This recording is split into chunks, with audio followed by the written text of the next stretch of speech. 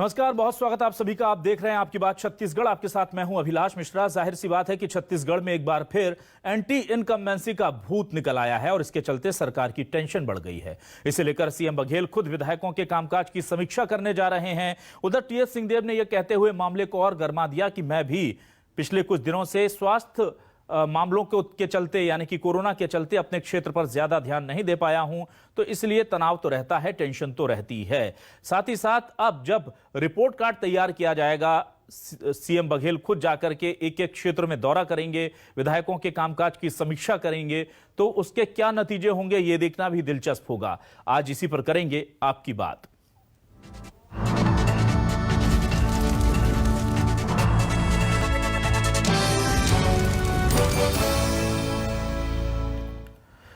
तो मंत्री टीएस सिंहदेव ने कह दिया बड़ी साफ गोई से कि हां, मैं भी उतना ध्यान नहीं दे पाया अपने क्षेत्र पर जितना देना था, और ऐसे में अब मुझे जाकर के कामकाज देखना होगा, करना होगा। भूपेश बघेल जी भी साफ तौर पर कह चुके हैं कि मैं जाऊंगा बजट सत्र के बाद और क्षेत्रों का दौरा करूंगा, कामकाज की समीक्षा करूंगा, विधायकों के काम का फीडबैक भी लूंगा, यानी कि रिपोर्ट कार्ड तैयार होगा। आपको सुनाते हैं दोनों ही ये खास बयान। सब कुछ देखोगे, हम नरवा गरवा घुरवा बाड़ी भी देखेंगे, विकास कार्य भी देखेंगे, किसानों से भी बात करेंगे, श्रमिकों से भी बात करेंगे, महिलाओं से भी बात होगी, छात्र छात्राओं से, पालकों से भी बात करेंगे और कार्यकर्ताओं से भी बात होगी। कार्यकर्ताओं से बात होगी तो सब चीज़, बहुत सारी चीज़ों की जानकारी भी हो जाएगी। परिवर्तन ये तो स्वाभाविक प्रक्रिया है, जरूर होगी। परिवर्तन होता ही रहता है, परिवर्तन होगा तो मंत्रिमंडल में भी परिवर्तन होगा। अब देखिए कि मुझे ज़्यादा आवश्यकता है अपने विधानसभा क्षेत्र में जाने की, और मैं महसूस कर रहा हूँ ये 3 साल शासन में पहली बार मंत्री के रूप में काम करते हुए ये जो एंटी इनकम्बेंसी क्या होती है, मैं करीबी से इसको महसूस कर रहा हूँ। तो एंटी इनकम्बेंसी क्या होती है, इसे बहुत करीब से महसूस कर रहे हैं टीएस सिंहदेव जी। जाहिर सी बात है, अब इधर एक तो टेंशन ये थी कि दोनों ही नेता मान रहे हैं कि कामकाज की समीक्षा की जरूरत है और उतना ध्यान नहीं दिया गया, लेकिन वहां एक नया मामला भी जो सामने आया है वो ये कि जब मोहन मरकाम जो हैं उनसे पूछा गया कि क्या विधायकों के कामकाज का रिपोर्ट कार्ड तैयार किया जाएगा, तो उन्होंने कहा कि हाँ, हम विधायकों के कामकाज को देखेंगे, उनका फीडबैक लेंगे। लेकिन रविंद्र चौबे साहब कह रहे हैं कि यह संगठन का काम नहीं होता, यह काम तो सरकार का है, सीएम का है। सीएम देखेंगे कि कामकाज विधायक ठीक से कर रहे हैं या नहीं। अब सत्ता और सरकार के कामकाज के बीच में भी क्या कोई दीवार है? रविंद्र चौबे जी का यह बयान सुनिए, आपको समझ आएगा वो क्या कहना चाह रहे हैं। रिपोर्ट के बारे में उन्होंने जो कहा उसमें मैं कोई टिप्पणी नहीं करना चाहूँगा। माननीय मुख्यमंत्री जी ने विधानसभा सत्र के बाद सभी विधानसभा क्षेत्रों में स्वयं जाकर के सरकार की योजनाओं के क्रियान्वयन के संदर्भ में, संगठन और सत्ता के तालमेल के संदर्भ में, फील्ड में हमारी जो लोगों की जो आवश्यकताएं हैं उसके संदर्भ में, और आने वाले समय में हम और क्या कुछ कर सकते हैं वो जानने के लिए उन्होंने स्वयं विधायक दल की पिछली बैठक में आदरणीय मुख्यमंत्री जी ने कहा था कि वो स्वयं दौरा प्रारंभ करेंगे। और आइए अब सुनते हैं कि इसको लेकर बीजेपी और कांग्रेस का क्या कहना है। बीजेपी जहां इस पूरे मामले को लेकर कह रही है कि अब एंटी इनकम्बेंसी का डर तो सताएगा ही, क्योंकि काम नहीं किया 3 साल, और उसका जवाब कांग्रेस किस तरह से दे रही है, सुनिए। देखिए, देर से सही लेकिन टीएस बाबा को समझ में तो आ गया कि कांग्रेस सरकार के खिलाफ एंटी इनकम्बेंसी है, और निश्चित रूप से है, पूरे प्रदेश में है। उनके बयान कैसे देखते हैं? मुझे लगता है कि वो अब 2 साल मंत्रिमंडल छोड़ के अपने विधानसभा क्षेत्र में ध्यान देने वाले हैं। तो छत्तीसगढ़ में कांग्रेस सरकार के लिए, भूपेश बघेल के लिए किसी भी प्रकार का कोई एंटी इनकम्बेंसी का माहौल नहीं है, बल्कि 2023 के चुनाव में कांग्रेस की सरकार फिर से रिपीट होगी। हो सकता है कि किसी विधायक के लिए स्थानीय स्तर पर कोई एंटी इनकम्बेंसी हो। निश्चित तौर पे अभी 2 साल बचा है, ऐसे लोगों को अपने क्षेत्र में और ध्यान देना चाहिए ताकि हम आने वाले चुनाव में 70 की बजाय और अधिक सीटों से चुनाव जीत के आ सकें। तो क्या है न्यूज 24 मध्य प्रदेश छत्तीसगढ़ के आज के सवाल, आइए आपको सवाल दिखाते हैं और फिर इस डिबेट को आगे बढ़ाते हैं। सत्ता के 3 साल पूरे, विधायक के काम क्यों रह गए अधूरे? विधायकों को ऐसा क्यों लग रहा है? सीएम करेंगे विधायकों के काम की समीक्षा या संगठन लेगा परीक्षा? इस पर भी रार है पार्टी के अंदर। असंतोष से पार कैसे पाएंगे? क्या जनता की नाराजगी छिपा पाएंगे? ये सबसे बड़ा सवाल है। छत्तीसगढ़ सरकार की टेंशन बनी एंटी इनकम्बेंसी, अब कैसे सुधरेगी छवि? ये सरकार को देखना होगा क्योंकि वक्त कम रह गया है और ऐसे में सरकार को छवि तो ठीक करनी ही होगी। हमारे साथ 3 खास मेहमान जुड़ चुके हैं। घनश्याम राजू तिवारी जी हमारे साथ जुड़ चुके हैं, कांग्रेस के वरिष्ठ नेता प्रवक्ता। बहुत बहुत स्वागत है घनश्याम जी आपका न्यूज 24 मध्य प्रदेश छत्तीसगढ़ पर। बीजेपी से वरिष्ठ नेता प्रवक्ता अनुराग सिंह देव जी जुड़े हुए हैं, स्वागत है अनुराग जी आपका भी। और हमारे साथ रुद्र अवस्थी जी जुड़े हुए हैं, वरिष्ठ पत्रकार। रुद्र जी आपका स्वागत करता हूं न्यूज 24 मध्य प्रदेश छत्तीसगढ़ के इस डिबेट में। घनश्याम जी सबसे पहले आपके पास आता हूं। फैक्टर ऑफ इनकम्बेंसी की बात देखिए खुद टीएस सिंहदेव साहब कर रहे हैं और बहुत वरिष्ठ और पुराने और बहुत मंझे हुए नेता हैं, और अगर उनको लगता है कि फैक्टर ऑफ इनकम्बेंसी है तो कांग्रेस को इसे स्वीकार करने में गुरेज क्या है? देखिए अभिलाष जी, निश्चित ही जी कांग्रेस के वरिष्ठ नेता हैं, बेहद ही सम्मानित मंत्री हैं। उन्होंने एंटी इनकम्बेंसी जैसे शब्दों का उपयोग क्यों किया, मैं कोई भी टिप्पणी नहीं और मैं उस लायक भी नहीं। लेकिन एक बात बहुत स्पष्ट कह सकता हूं कि प्रदेश में जिस प्रकार से कांग्रेस की सरकार बेहतर रूप से काम कर रही है, और इसे मुझे कहने में भी गुरेज नहीं है, क्योंकि जो परिस्थितियां 15 सालों तक इस प्रदेश में निर्मित रही, जो कहीं ना कहीं 15 सालों के बाद, जैसा कि हमने भी पिछले दिनों ही सुना, जब भारतीय जनता पार्टी की प्रभारी डी पुरेंद्रेश्वरी जी बस्तर के दौरे पर थी तो उन्होंने स्वीकार किया कि हमारे खिलाफ में एंटी इनकम्बेंसी थी। तो आज छत्तीसगढ़ में ये बड़ी ईमानदारी के साथ मैं कह सकता हूं कि छत्तीसगढ़ में सर्वहारा वर्ग के लिए काम करने वाली ये सरकार है। अभिलाष जी, पिछले 3 सालों में 5 लाख लोगों को रोजगार हमने दिए हैं। ना घनश्याम जी, आप बीजेपी के नेता कहते हैं कि फैक्टर ऑफ इनकम्बेंसी है तो स्वीकार कर लेते हैं, आपके अपने नेता कहते हैं आप स्वीकार क्यों नहीं कर रहे? मैं आपके प्रश्नों का जवाब दूंगा, लेकिन मेरा निवेदन है सुन लीजिए। ठीक है सर, आप पूरा लंबा चौड़ा कार्यकाल गिनाएंगे, अपना सारी योजनाएं गिनाएंगे सर। देखिए आप कामकाज कर रहे हैं, सरकार में है, बिल्कुल हैं और काम कर रहे हैं, सब है, लेकिन देखिए खुद सीएम साहब कह रहे हैं कि वो भी समीक्षा करेंगे जाकर के, और समीक्षा होती रहनी चाहिए, यही तो सरकारों का काम होता है, संगठन का काम होता है। अभिलाष जी, अगर मुख्यमंत्री जी ये कह रहे हैं, संगठन के मुखिया भूपेश मोहन हरकाम जी ये कह रहे हैं कि हम कार्यकर्ताओं के बीच जाकर समीक्षा करेंगे, प्रदेश के मुखिया कह रहे हैं कि हम जिलों में जाकर समीक्षा करेंगे, तो इसमें कहीं तकलीफ की बात नहीं है, क्योंकि राजनीति में निश्चित ही जो भी सत्ता पर होते हैं वो विकास की कहीं ना कहीं समीक्षा करते हैं, योजनाओं की समीक्षा करते हैं, और यही योजना के पैमाने हैं जिसको लेकर हमारे संगठन के मुखिया और प्रदेश के मुखिया जाने वाले। मैं तो बात उस एंटी इनकम्बेंसी की कर रहा हूँ जो शीर्षक के रूप में आपने चर्चा में रखा है। मुझे इस पर 2 मिनट नहीं 1 मिनट का समय दीजिएगा, क्योंकि समय बहुत कम होता है, बाकी वक्ताओं को भी बोलना होता है, मुझे ये बेहतर पता है। सबसे बड़ी बात एंटी इनकम्बेंसी कब बनती है अभिलाष जी? जब प्रदेश पर सत्ता पर काबिज दल या सरकार जनता के हित पर काम न करे। आज हम जिन वायदों के साथ सत्ता पर हैं, जनता की सेवा कर रहे हैं, सेवा का आधार ऐसा है, मैं बहुत लंबा सूची लेकर बैठूंगा तो बहुत से वायदे मैं गिना सकता हूँ, लेकिन वो मुख्य वायदे जो स्वास्थ्य से लेकर शिक्षा तक, रोजगार से लेकर उद्योग तक, व्यापार तक, जो इस प्रदेश की उन्नति के लिए काम किया गया है, ग्रामीण अर्थव्यवस्था को पुरुष करने के लिए काम किया गया है। मैं कह दूं तो 3 साल में 5 लाख लोगों को रोजगार, इस कोरोना काल के 2 साल की विकट परिस्थितियों में देश में ऐसा कोई राज्य नहीं है अभिलाष जी जहां 5 लाख लोगों को रोजगार मिला हो। ठीक है, मैं अनुराग जी के पास आता हूं। घनश्याम जी मैं आता हूं, अनुराग सिंह देव जी मैं आपसे जानना चाहूंगा कि अगर फैक्टर ऑफ इनकम्बेंसी को लेकर कांग्रेस अपने गिरेबान में झांकने जा रही है तो ये बीजेपी के लिए सियासत का मौका है या बीजेपी के लिए सजग हो जाने का वक्त है? क्योंकि कांग्रेस एक तो अभी केवल 3 साल ही हुए हैं और वो उन दुष्परिणामों को लेकर के भी सचेत हो रही है जो शायद 10-15 साल बाद भी बीजेपी पिछली दफा समझ नहीं पाई थी। तो ऐसे में तो मुझे लगता है कि चिंता ज्यादा होना चाहिए बीजेपी को।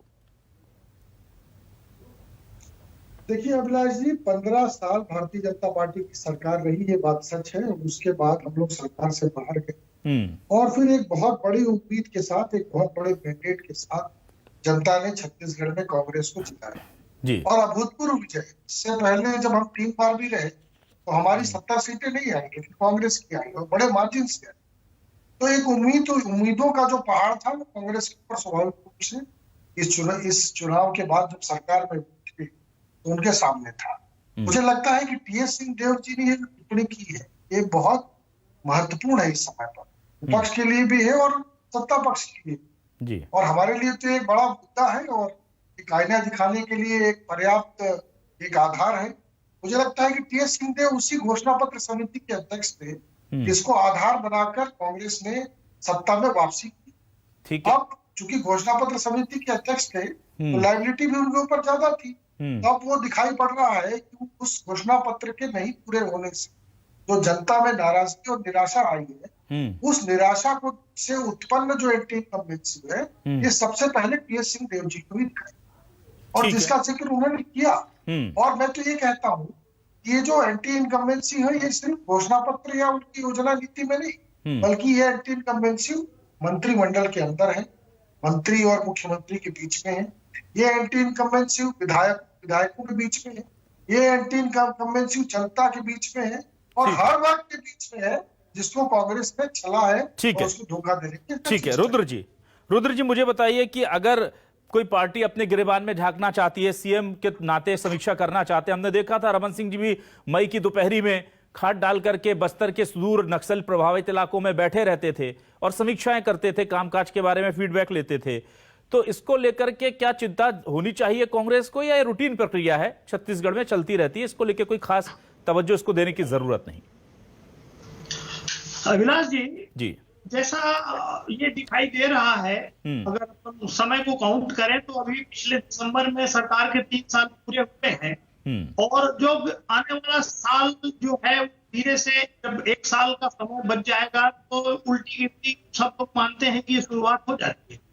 इसी के साथ ही ये जो पेंसी का शब्द जो है वो तभी सुनाई देता है जब चुनाव की बात आती है जी। तो ये बात अगर सरकार के वरिष्ठ मंत्री ने कही है तो निश्चित रूप से उस पर बहस होना स्वाभाविक है और ये बात चूंकि इसी से जुड़ी हुई है कि सरकार ने जो काम किया है वो काम अगर उस पर लोग संतुष्ट नहीं है तभी एंटी इनकम्बेंसी का माहौल रहता है और ये बात सरकार में बैठे मंत्री की तरफ से कही गई है, इसलिए इस पर बहस हो रही है। अब रहा सवाल समीक्षा का, तो मेरा मानना है कि समीक्षा तो करीब जो भी सरकार में रहता है उसके लिए एक समय में चाहे वो 1 साल का कार्यकाल पूरा करे, 2 साल पूरा करे, 3 साल पूरा करे, वो धीरे धीरे वो समय के हिसाब से उसमें समीक्षा होती है और वो समीक्षा होती रहनी चाहिए, संगठन की तरफ से भी होनी चाहिए और सरकार में बैठे लोगों की तरफ से भी होनी चाहिए ताकि वस्तु स्थिति सामने आए कि अब तक जो है वो जिन मुद्दों को लेकर, जिन वादों को लेकर सरकार बनी है उसमें से कितना पूरा कर पाए हैं, इसकी समीक्षा होनी चाहिए। अब रहा सवाल इसका कि इससे भारतीय जनता पार्टी को निश्चित रूप से एक मुद्दा तो मिला है कि वो ये बात लेके लोगों तक जा सकती है कि सरकार में ही बैठे एक मंत्री ने ये बात कही है कि अभी एंटी इनकम्बेंसी वो महसूस कर रहे हैं। तो ये बीजेपी के लिए तो एक ऐसा मुद्दा है कि जिसे वो लेकर लोगों के बीच जाएगी तो एक इसका कितना असर होगा, आखिर अगर सरकार के वरिष्ठ मंत्री ये कह रहे हैं तो उनकी अपनी सोच होगी, उनका अनुभव होगा और समीक्षा तो होनी चाहिए और समीक्षा की जानी चाहिए, ऐसा मेरा। रुद्र जी एक और मामला मुझे देखने को आया जो बहुत बारीक था, लेकिन मुझे लगा कि इस तरह से बयान अगर आया है तो क्या इसके पीछे कोई anti incumbency with in the party, सत्ता और संगठन के बीच भी है? क्योंकि मोहन मरकाम जी ने कहा कि हाँ हम जाएंगे और विधायकों के कामकाज की समीक्षा करेंगे। रविंद्र चौबे जी ने तुरंत यह बयान दे दिया कि विधायकों के कामकाज की समीक्षा का अधिकार सीएम बघेल साहब का है, संगठन का नहीं। तो ये जो बारीक सी दिखने वाली लाइन है, क्या ये दीवार बन सकती है या बनती दिख रही है?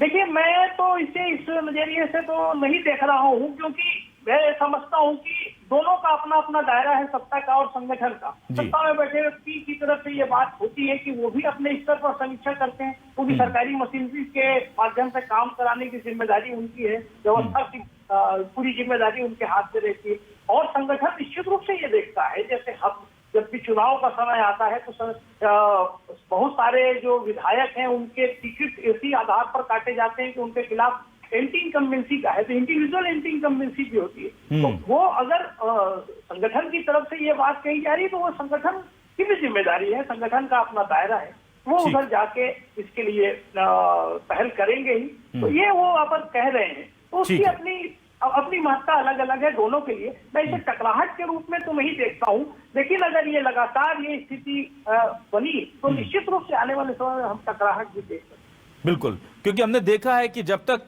सब ठीक चलता रहता है, लेकिन चुनाव के आने पर सत्ता और संगठन में थोड़ी सी रस्साकसी अंदर अंदर चलती है। ज्यादातर अनुशासन के चलते ये चीजें बाहर नहीं आती।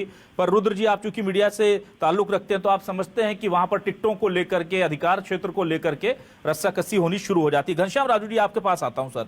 मुझे ये बताइए सर कि क्या आपको नहीं लगता कि एंटी इनकम्बेंसी भले ही ना हो, पर नाराजगी, जैसे कि हमने देखा कि शिक्षा मंत्री से जुड़े हुए कुछ अधिकारों को सीएम को अपने हाथ में लेना पड़ा, 2 दिन पहले ये ऑर्डर आया, इसको लेकर के जबरदस्त सियासत भी हुई। तो ऐसे कामकाज को देखने के बाद अगर कहीं सर्जरी की जरूरत पड़ती है तो क्या बघेल जी मेंटली प्रिपेयर हैं उस तरह की सर्जरी करने के लिए? कुछ गड़बड़ी दिखती है, किसी के कामकाज में हीला हवाली दिखती है तो वहां पर सख्ती की जाएगी? देखिए अभिलाष जी, जहां तक एंटी इनकम्बेंसी की बात है तो एंटी इनकम्बेंसी सत्ता के साथ जुड़ा हुआ एक शब्द है, और ये मुझे लगता है कि ये सामान्य सही बातें हैं, सत्ता किसी की भी हो। एक एंटी इनकम्बेंसी की परिस्थितियां तो मैं समझता हूँ भारत देश में ऐसा कोई राज्य नहीं होगा या केंद्र की सरकार के साथ नहीं होगा कि एंटी इनकम्बेंसी ना हो। लेकिन जो प्रश्न आपने किया कि विभागों में फेरबदल, मंत्रियों में फेरबदल, देखिए ये मुख्यमंत्री जी का विशेषाधिकार होता है और बहुत सारी परिस्थितियां होती हैं रद्दोबदल के लिए। लेकिन छत्तीसगढ़ के परिप्रेक्ष्य में मैं आपको बता दूं, जहां तक सत्ता और संगठन के विषय पर बात हो रही, रुद्र जी अपना उस पर विचार व्यक्त कर रहे थे। छत्तीसगढ़ के अंदर भारतीय जनता पार्टी के कुशासन और भ्रष्टाचार से मुक्त कराने का काम हमारे कांग्रेस के संगठन के कार्यकर्ताओं ने किया, और इसी संगठन के रास्ते आज प्रदेश के जो तत्कालीन प्रदेश अध्यक्ष थे, आज वो प्रदेश के मुख्यमंत्री हैं। तो इन 3 वर्षों में भी अभिलाष जी आप नजर डालें तो निश्चित ही जो 3 उपचुनाव हुए विधानसभा के और नगरीय निकाय के 2 चुनाव हुए, इन दोनों चुनाव में सत्ता और संगठन का जो तालमेल था इसी का ही नतीजा है। ना बिल्कुल, आप लोग बहुत अच्छा कर रहे हैं, लेकिन मुझे एक बात बताइए ना। लेकिन मैं ये कह सकता हूँ, जहां तक सत्ता के मुखिया का अधिकार है, विधायकों की मॉनिटरिंग का, तो संगठन का भी अधिकार है। निश्चित ही घनश्याम जी, टीएस सिंहदेव साहब एक बड़ा मामला, एक और बयान दिया। उन्होंने कहा कि जी आप प्रश्न करते हैं लेकिन प्रश्न का जवाब नहीं लेते, ये बड़ा सर आप सर पुराने अपने तमाम चीजें लेकर के सर विषय पर मैं रहना चाहता हूँ। ना सर देखिए, मेरी कोशिश होती कि विषय पर रहे। आप पुरानी योजनाएं और सरकार की उपलब्धि गिनाने में बहुत ज्यादा वक्त ले लेते हैं। जी मैं कोई 15 साल भारतीय जनता पार्टी की शासन की योजनाएं नहीं गिना रहा हूँ। ना बिल्कुल गिनाइए, लेकिन सर विषय से संबंधित रखिए ना घनश्याम जी, विषय से संबंधित रखिए ना सर। मेरा सवाल ये है सर, मेरा सवाल एक ये है सर घनश्याम जी, मेरा सवाल ये है कि क्या सीधे तौर पर सिंहदेव साहब कह रहे हैं कि कैबिनेट में विस्तार होना चाहिए, फेरबदल होते रहना चाहिए, प्रक्रिया स्वाभाविक प्रक्रिया है बदलाव की, आप इससे इत्तेफाक रखते हैं? मैंने अभिलाष जी पहले ही कहा जी, ये सीधे जी वरिष्ठ नेता है कांग्रेस के, वर्तमान के सम्मानित मंत्री हैं। उनके किसी भी टिप्पणी पर मैं टिप्पणी करने की स्थिति में नहीं हूँ, क्योंकि न तो मैं सत्ता हूँ, हाँ मैं एक संगठन का प्रवक्ता जरूर हूँ, और मेरे अपने एक दायरे हैं, मैं उस दायरे से जाकर न कह सकता ना मैं अपने विचार व्यक्त कर सकता। चलिए ठीक है, का प्रश्न तो वही बेहतर दे सकते। ठीक है, अनुराग सिंहदेव जी, मैं आपसे जानना चाहूंगा, अब आपको क्या गुंजाइश लगती है कहीं, क्योंकि समीक्षा के बाद बहुत कम वक्त रह जाएगा, तो फिर मंत्रिमंडल के स्वरूप में फेरबदल की तो गुंजाइश रह नहीं जाती, तो क्या फिर ये जो फीडबैक लिया जा रहा है इसका सीधा असर हम टिकटों के बंटवारे में देखेंगे? आपको लगता है ऐसा कुछ होने जा रहा है? क्योंकि आप लोग तो 15 साल रहे हैं सत्ता में, आप लोगों को भी पता होगा कैसे काम होता है पूरा। अभिलाष जी, इस प्रदेश के अंदर 3.5 साल में जो मुझे देखने को मिलता है कि न तो मंत्री कहीं जिलों की बैठकें लेते हैं, न योजनाओं की समीक्षा करते हैं, न काम देखने जाते हैं, और न ही जनहित के मुद्दों पर लोगों से चर्चा करते हैं। ठीक है, अब ये जब अंतिम समय आ गया तो ये चले हैं गांव की तरफ, ये चले हैं कार्यकर्ताओं की तरफ, तो अंतिम समय में कई चीजों का जब उल्टी गिनती शुरू हो जाती है तो मामला समापन की तरफ रहता है। अब प्रश्न यही से है कि भाई टीएस सिंहदेव के खिलाफ अभी अनेकों आरोप लगे, अनेकों। घनश्याम राजू तिवारी जी जानते हो हत्या से लेके जमीन हड़पने से लेके बहुत सारे। तो मैं तो उनसे पूछना चाहता हूँ, क्या कैबिनेट मंत्री के ऊपर इतने गंभीर जो आरोप है, क्या सरकार उसकी जांच कराएगी? क्या सरकार ने तिवारी जी जवाब देना चाहें आप? स्थिति स्पष्ट करने का विचार किया है? तो ये उसका उत्तर नहीं देना चाहेंगे? नहीं देंगे। इससे सवाल अभिलाष जी, आरोप लगाना विपक्ष का दायित्व है जी, और उसी दायित्व का निर्वहन कर रहे हैं अनुराग सिंह जी। आरोप लगे हैं, मैं तो ये पूछना चाहता हूँ, जो भी आरोप लगे हैं, या विपक्ष के नाते आपने जो धरना आंदोलन प्रदर्शन किया, आप स्वयं अंबिकापुर से आते हैं, आपने खुद टीएस सिंहदेव जी के खिलाफ चुनाव लड़ा है, कितने बार उनके आरोपों को लेकर आप सड़क पर उतरे हैं, बताइए तो जरा। या उन आरोपों को लेकर कितने बार आपने प्रयास किया कि उनको कटघरे में खड़ा करें? देखिए अभिलाष जी, आरोप लगाना मैंने कहा विपक्ष का दायित्व है, लेकिन सिर्फ और सिर्फ टीवी चैनल में बैठकर बोलने मात्र से आरोप सिद्ध नहीं होते, आरोप में कोई सत्यता भी होनी चाहिए। ठीक है, मैं रुद्र जी के पास आता हूं। रुद्र जी, मुझे संगठन, कांग्रेस के संगठन को लेकर के आज जो चिंता जाहिर हो रही है, जाहिर सी बात है कांग्रेस नहीं चाहेगी उस पर बात हो, लेकिन बीजेपी जितने चटकारे लेकर के कांग्रेस के संगठन पर तंज कस रही है, क्या वहां बीजेपी के अंदर सब ठीक है? क्योंकि जिस तरह से वहां की प्रभारी आती हैं और जिस तरह का उनका रवैया हमें देखने को मिल रहा है, नाराजगी देखने को मिल रही है, जो अंदर से सोर्सेस से खबर आ रही है, उससे तो ऐसा लगता है कि संगठन पर ज्यादा ध्यान देने की जरूरत इस वक्त बीजेपी को है। हाँ, निश्चित रूप से अभिलाष जी, ये तो एक सिलसिला है कि जब यदि कांग्रेस में से बैठे हुए कोई मंत्री ये बात कहेंगे कि इंटीम कम बेसी मुझे लगती है, तो वो भारतीय जनता पार्टी को ये मौका मिलेगा। लेकिन आपने जो बात कही कि भाजपा के अंदर क्या स्थिति है, तो ये भी खबरें तो उनकी जो बैठकें होती, उनकी समीक्षा बैठकें होती, उसमें से ही सामने आती है। अभी हाल ही में उनके प्रदेश प्रभारी जी का यहाँ दौरा, पुरंदेश्वरी जी का, तब उसमें भी यही खबर निकल के आई कि उन्होंने जो बूथ कमेटियां जो चाहिए थी कि जिस तरह का गठन हो जाना चाहिए था, उसमें देरी हो रही है। वो निश्चित रूप से ये भी है कि अगर वहाँ सब कुछ सही होगा तो इस तरह की खबरें क्यों आती, क्योंकि हम तो खैर उस कार्यक्रम उनकी समीक्षा बैठकों में उपस्थित नहीं थे, उन्होंने कहा क्या है ये स्पष्ट रूप से अपन आधिकारिक रूप से कह नहीं सकते, लेकिन जो समाचार देखते हैं उस समाचार से तो यह कहा जा सकता है कि वहाँ भी बहुत कुछ करने की जरूरत है और बीजेपी कर भी रही है। जैसा अभी जो सूत्र से खबर लगती है, उससे लगता है कि बीजेपी में बड़ा बदलाव जो है वो आने वाले समय में दिखाई देगा, ऐसी खबरें भी आती है और उन्हें बहुत से स्तर पर काम करने की जरूरत है। जैसा अभी मैंने कांग्रेस प्रवक्ता भी ये बात कह रहे थे कि सरकार ने ये जो काम किए हैं, तो एक जो बड़ा मुद्दा है जो इनकम्बेंसी तो अपनी जगह है, जो उस पर चर्चा होगी, लेकिन इस प्रदेश में जो मैं समझता हूँ कि पिछले चुनाव से एक बड़ा मुद्दा जो प्रभावी हुआ, जो होना चाहिए एक छत्तीसगढ़ के व्यक्ति के नाते भी मुझे समझ में आता है कि जो किसानों का मुद्दा इस प्रदेश में प्रभावी हो गया है। ये इतना बड़ा मुद्दा अगर ये स्थायी रूप से बन गया, और निश्चित रूप से यहाँ की जो 80% 70% आबादी खेती पर निर्भर है और खासकर धान की खेती पर निर्भर है, उनके लिए जो बातें की गई है, जो और वो चर्चा लगातार बनी रहती है। बीजेपी भी ये बात उठाती है कि धान की खरीदी में ये चीजें व्यवस्थाएं हैं या व्यवस्था पूरी नहीं हो पा रही है, या बाकी जो समय समय पर सरकार की तरफ से ये प्रयास हो रहे हैं। ये लगता है मुझे कि ये इन मुद्दों को लेकर भी बीजेपी को बहुत कुछ अभी करने की जरूरत होगी, और ये हम देखेंगे आने वाले समय में, शायद चुनाव के पहले बीजेपी अगर इस दिशा में आगे बढ़ेगी तो राजनीति में एक बदलाव भी दिखाई देगा। बिल्कुल, और जाहिर सी बात है कि चुनाव से ठीक एक साल पहले कांग्रेस अगर चुनाव मोड में आ रही है, सत्ता संगठन में समन्वय बना रही है, कसावट ला रही है, समीक्षा कर रही है। राजू जी, घनश्याम राजू जी, वक्त खत्म हो गया है, तो ये कांग्रेस के लिए, सेहत के लिए अच्छी बात है, क्योंकि आने वाले वक्त की वो तैयारी कर रहे हैं। बीजेपी भी इस तरह की तैयारी कर रही है, सियासी बयानबाजी दोनों एक दूसरे पर करते रहेंगे, मोरल डाउन करने की कोशिश भी जारी है, लेकिन हम समझ रहे हैं कि ये तो सिर्फ 2023 मिशन 2023 की तैयारी है। बहुत बहुत शुक्रिया घनश्याम राजू जी, अनुराग सिंह देव जी और रुद्र अवस्थी जी, आपका हमारे इस डिबेट में जुड़ने के लिए। आप तीनों ही मेहमानों का शुक्रिया, तमाम दर्शकों को भी शुक्रिया। नमस्कार।